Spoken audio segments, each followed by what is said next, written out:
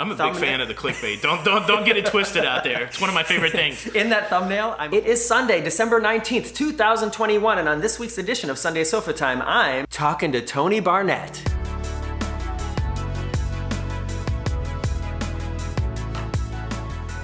Welcome here, everybody. Obviously, this is not my house. You know, I'm here in Florida. This is not the red sofa, and there is somebody next to me, and he's really here. This is really Tony. Hi, Tony. Morgan. I am so excited to be here. A little disappointed that we're not doing this in Germany. I mean, I thought when we talked about it that would be the trip I'd be taking, but look, Florida's good enough for me. I am so excited to be here with you, Morgan. I'm so excited to meet somebody who has been doing this YouTube, cruising YouTube for such a long time, really kind of paving the way for us to do what we do. And so thank you. Thank you for having me on your Florida couch. Thanks, Tony. Thank you. It's so weird. We were talking about how strange it is to like actually be here with each other. We've Zoomed called. We've you know, I've been on your channel before. I'm really bad at the collaborations. I know I need to get better at that, but it's really weird to like be here with you and like he's really here. I can touch him. It feels warm and squishy. It's crazy. And yeah, like I'm having also sort of a fanboy moment. I know what it's like now to have watched somebody on screen so often and then to like have you really be here. It's weird, isn't it? It is really cool. I mean, we have a great community out there, and like you say, we look for opportunities to collaborate, and we do that a lot virtually, and I feel the same way. Just being able to be here, and you know, you gain so much talking to someone face to face, so much more than you do virtually, and it's pretty cool, man. Well, we've been talking for a bit of the morning already, and I have more questions for you. I know you have some questions for me. We don't really have like a plan, so let's just get into it and see where this goes, shall we? This is one question that I have. Now, okay. Unfortunately, I don't get to watch every video. Yeah, but recently I saw a Sunday Sofatime where you were holding up a book. Mm-hmm. And I don't know many people in the cruise tube space that have become book authors. Did you? I mean, full transparency, I didn't get to watch the whole video, so that's why I have to ask you this now. Did you write a book? I did write a book. Is it a cruising book? There are stories about cruising in it. Yes. I have to just a little bit of a disclaimer. It is somewhat clickbaity because in that. I'm a big fan of the clickbait. Don't get it twisted out there. It's one of my favorite things. In that thumbnail, I'm holding a book, but at the moment it's available digitally as a download on Amazon and Kindle. There is no paperback version. So okay, you're not a paperback writer. I've been listening to a lot of Beatles lately. All right. Okay, yeah. So it's called Getting Stitches on a Cruise Ship. It's 10 true stories about things that have happened to me while I've been traveling around. Some of the stories are stories that people who've watched a lot of my videos will know, but they're explained like in a new, more detailed way. And then there are some stories that I've never told, like when I forgot that I had a knife in my bag going through airport security, and that turned out to not be the worst thing I had in my bag. Wow. Stories like that. I talk about missing my first cruise. I talk about having to getting stitches on a cruise ship, the title of the thing. So all those things have really happened to me. And I also talk a little bit more about what it's like to transition from being a full-time professional musical theater performer into being a full-time YouTuber, giving up like the live audience for the virtual audience.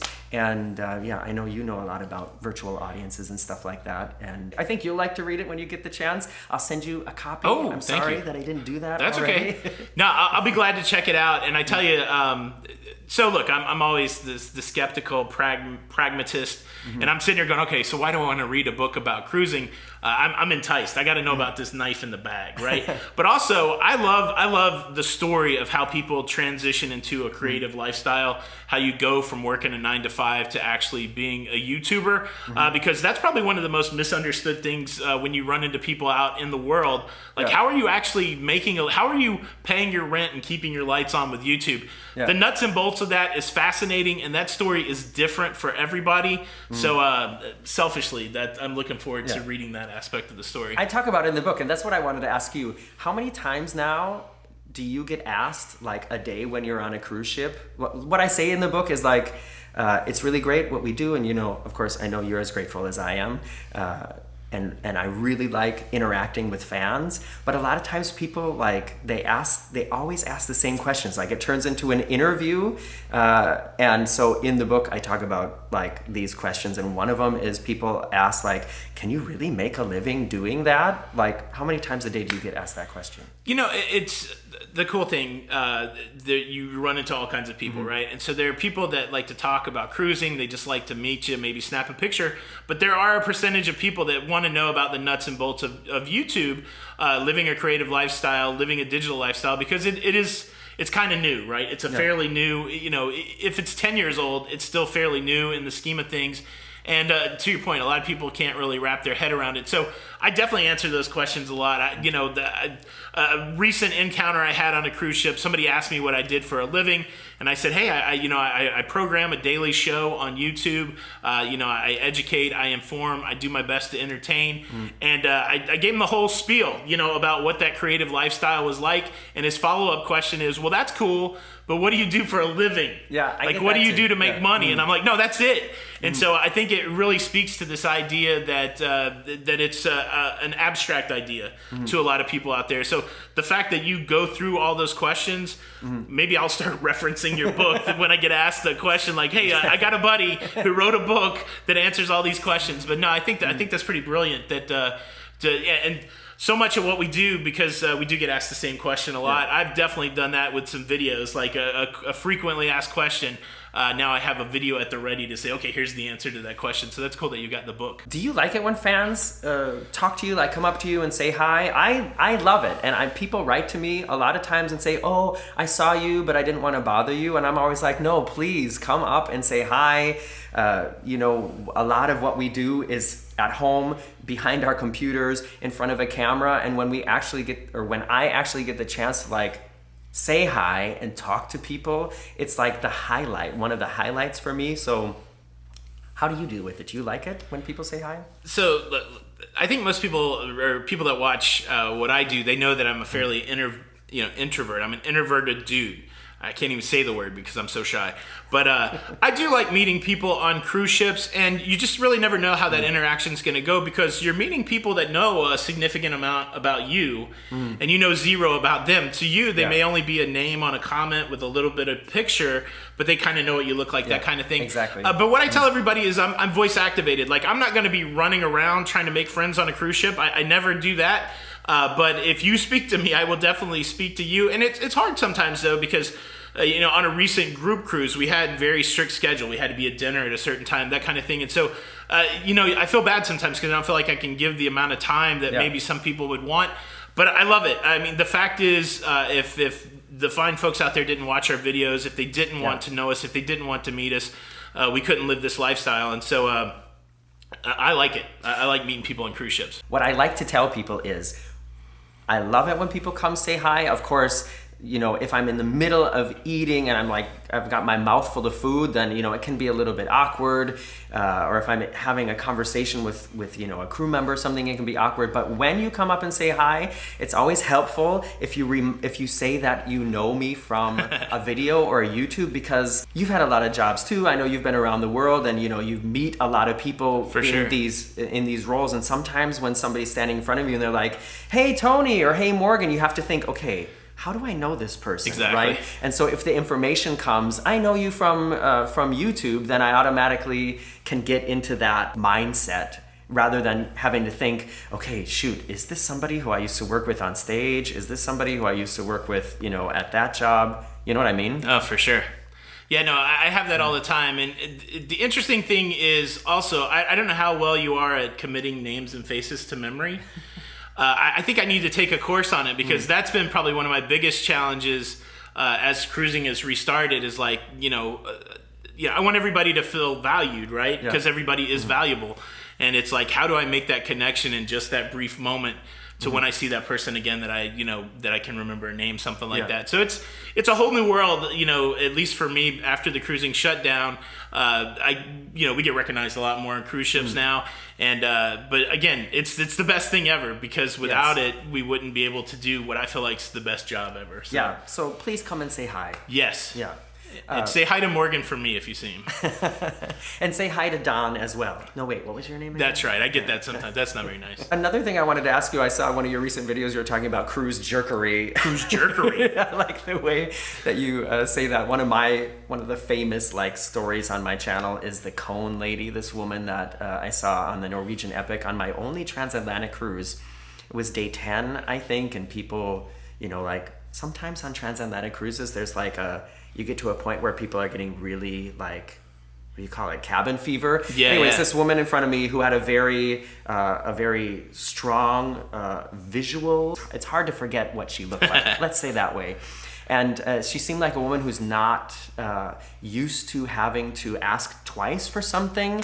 And yeah, she had like a total meltdown just trying to get an ice cream cone. And that's like a famous story on my channel. I tell the whole story in the book too. Do you have like a number one like rude cruise guest story? Yeah, so like for me, and the interesting thing is, I'm not sure 100% what your approach is, but my approach is always to be an observer of people and then try to take those observations and make them helpful to other people. And so I've had a few videos where I've kind of outlined the tropes or the categories of cruise jerkery, as it were. And the one that I like the lead, I love to go to the shows, right? I love the entertainment on cruise ships. I love the fact that that's included in the cruise price because as somebody that's performed before, those can be pretty expensive tickets, right? Oh, yeah. If you're just like, staying in town and then paying for your dinner and going to a show.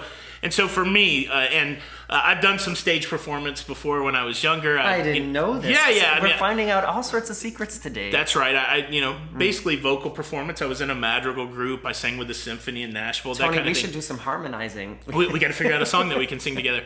But the interesting thing is, it always bothered me when I was performing too. I hate the person that comes in late to the show. Right? Yes. Now, let me back off of it. I was starting to get worked up a little bit.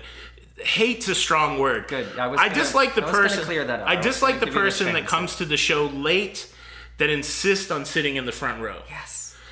Come to the show late, find a spot in the back. I feel like it's super disrespectful to the performer who's 5 feet away from you doing their thing, the thing they're paid to do, the thing they've trained to do, the thing they're passionate about doing, for you to walk in paying no attention to them to see if you can get that last seat up front. That person annoys me. And then the other person that annoys me is the person that really shouldn't be in the show at all. The person that doesn't care about the show, they just want to talk about their day during the show. And so the late show comer and the show talker, those are the highest forms of cruise jerkery to me. There's other forms of cruise jerkery, but those two really kind of annoy me. And again, I have to say this because I don't think some people, the challenge with what we do is people sometimes can't disassociate what we're talking about. Like, it doesn't ruin my cruise. I hear people say like, "Oh, you just shouldn't let it ruin your cruise." It doesn't ruin my cruise. I'm an observer of people, and I'm also somebody that's trying to bring teachable moments.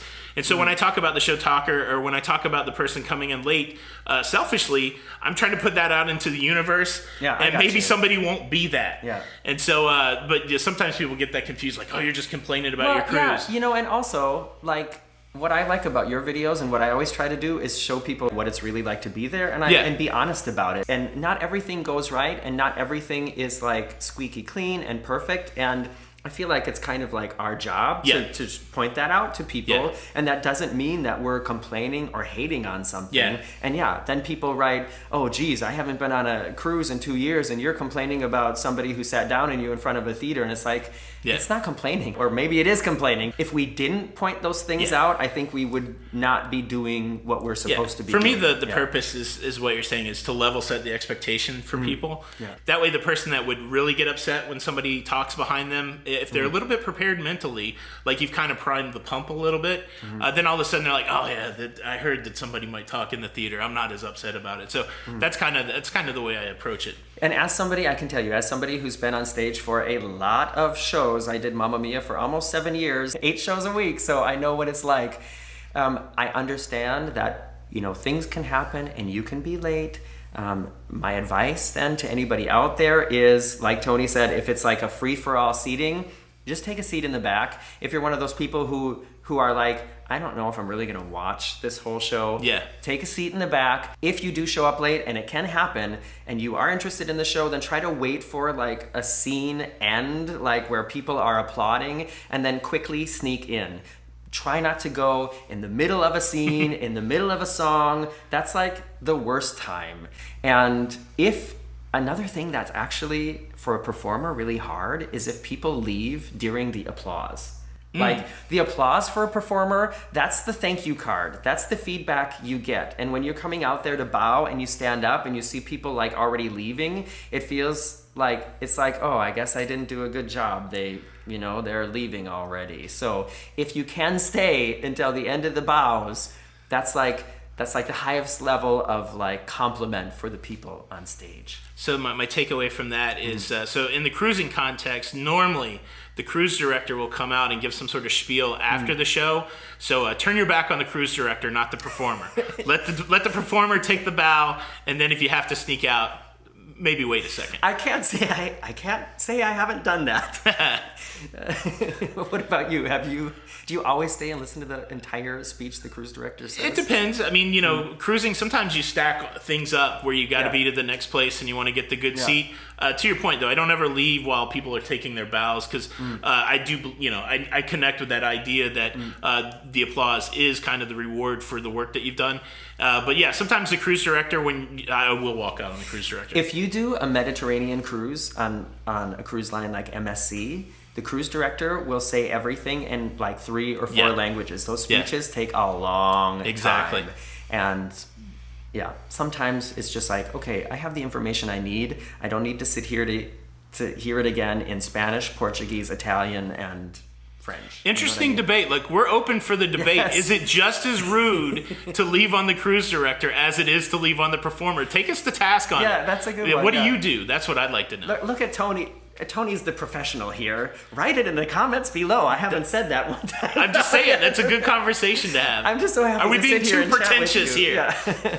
So I'm going to ask Tony about his future plans, and I'm going to tell you about my future plans right after this commercial break. Did you get one? What was it about? Write it in the comments below. I was supposed to sing that. That's okay. Tony Tony did the commercial song. Woo! So I promised you that I was going to ask Tony about his future plans and tell you about my future plans. I'm going to go first because it's going to be really easy for me at the moment. I have 0 future plans. Wait, I made a mistake here. I totally forgot that we do have a cruise booked for the end of April. We're doing the transatlantic on the Odyssey of the Seas. It's just for me so far in advance that I totally forgot about it when Tony was here earlier, but now that I'm sitting here on the last day next to the pool editing this together, I realized I do have plans. Sorry about that. No future plans. I do not have anything planned. There are a couple things that I'm really interested in, and I want to ask your advice about it. Okay. I want to try cruising with some lines that I haven't cruised with yet, including Cunard, including Costa, and P&O. Do you have any experience with any of those lines? So those lines are primarily in Europe, so I don't have a lot of experience with those. But what I would say is, please go try them because I would like to see what it's like on Costa, Cunard, and P&O. That's probably my biggest advice to anybody that's out there cruising. I don't have a problem with people building loyalty, but I do believe that there's so much variety in the cruise space that you might be missing out. And that's one of our principles, is to go on as many different cruise lines as possible. And so, yes, I would challenge you, Morgan, to go on one of those cruise lines that you have not gone on before. It'll change your life. Challenge accepted. Or it will change your life for that week, because it'll be different, I guess. True. I mean, at the moment, Costa is cruising in the Mediterranean, where it's warmer than like up in Northern Europe. So Cunard is still cruising Northern Europe. P&O also cruising Northern Europe. I think they might be down. Where's Emma right now? Emma's on P&O Iona. Our friend Emma cruises. Hi, Emma. What's up, Emma? Yeah, so Costa is an Italian line? Exactly, yeah. Food could be good. Well, I have to tell you the truth. I've heard more discouraged stories about people cruising with Costa than I have for Carnival. And full disclosure, we loved our Carnival cruise. So many people bashed Carnival before we cruised with them. And I loved that cruise, and it is some of the best food I've had on any cruise. And people are always shocked by that. I mean, I know I eat like a little bit different than other people. If there's a taco bar on a ship, then I'm happy. You know what I mean? But so I don't know, maybe Costa will surprise me, but I've heard a lot of people come back from Costa cruises very discouraged. Yeah, so there's a little bit of tribalism that goes on in cruising. People like what they like. What I've realized in life is there's a few trusted sources that I have, but I'm the best trusted source. And so for me, and you're the best trusted source for you. So until I try it, I'm not gonna knock it. And so yeah, everything's good at least once, or at least worth a try, I think.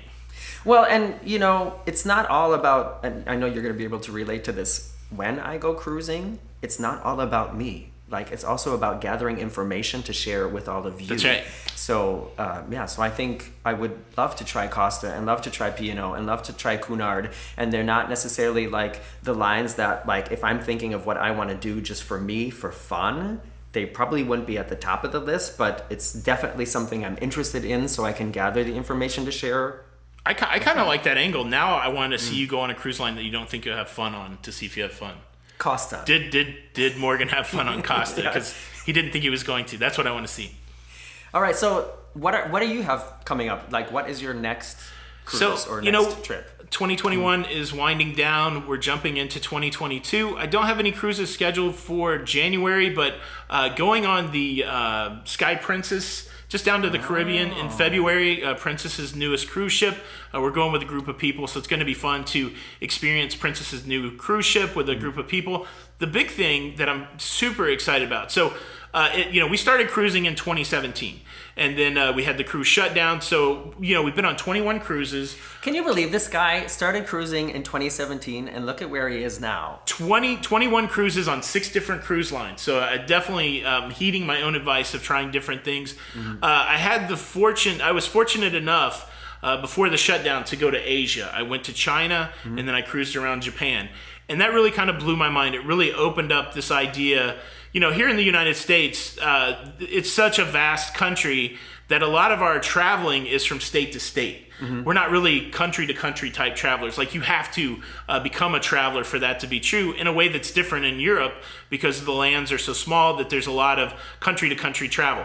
And so once I finally got off the continent of North America and went to Asia, I went, I am missing out on a whole lot of the world.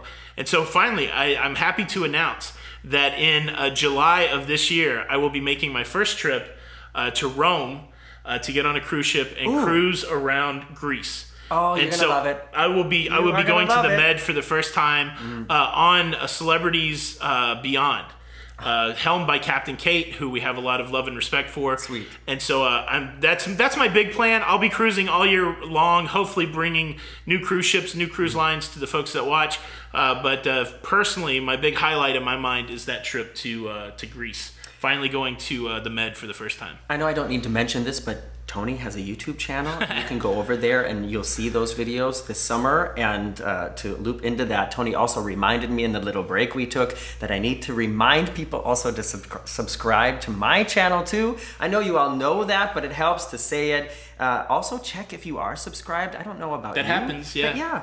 People get unsubscribed, and I get people in the comments saying, oh my gosh, YouTube unsubscribed me. It's a mystery why it happens, but so if you haven't subscribed yet, please do it. It doesn't cost you anything, and it helps with reaching new people, and it will help you know when something new happens on my channel, on Tony's channel. I have to tell you, Tony, one of the most magical experiences I have had on any cruise ship happened on the Celebrity Apex, which is very similar to the ship you're going to be on, just a couple months ago. On my Greek cruise. It was taking the last tender over to Santorini and then coming back as the sun was setting down. I'll send you a link to the video. Amazing. It was... Is Santorini the city with the blue? Yeah, city up in the clouds. Yeah. You are going to love it. I can't wait. I wouldn't recommend walking up or down. Well, I feel like we could just sit here and talk all day. I know. But there's like a limit to the time. Did you guys enjoy it? I know. I can't believe we did this. It's Tony, everybody. I barely snuck in on the last day that he was here. He's got to go home, and so. But man, I 1,000 times I appreciate you. Having me here, and it's great to be on the sofa here with you. So much appreciate meeting you and being a part of this. So thank you so much. I appreciate it. I appreciate you coming over. It's not self-explanatory that somebody would do this, and I feel like in other YouTube communities, there's a lot of what's the word I'm looking for? Sometimes some animosity, some competition. Yeah. You know. And I'm so happy that it's not like that with us and you and Emma and other creators during the pandemic. really helps sort of get us closer together and create like an internal community too. And I'm also very thankful for that. Thank you. Thank you. Thanks for coming over. Thanks to all of you for spending this part of your Sunday or whatever day it is with me. I can't believe it's done now. Tony was here and I'm done here in Florida in this beautiful house. If you want to know more about what I did this week and how you can stay here, this home is available this for is someplace. rental. This is nice. It's quite nice. Yeah, Yeah. it's pretty nice. Check the links below the video. That's also where you can find my book, Stitches on a Cruise Ship, or you can just search Amazon for either my name, Morgan O'Brien, or the book title, Stitches on a Cruise Ship. Thanks, everybody. See you next week. See you on the Lido.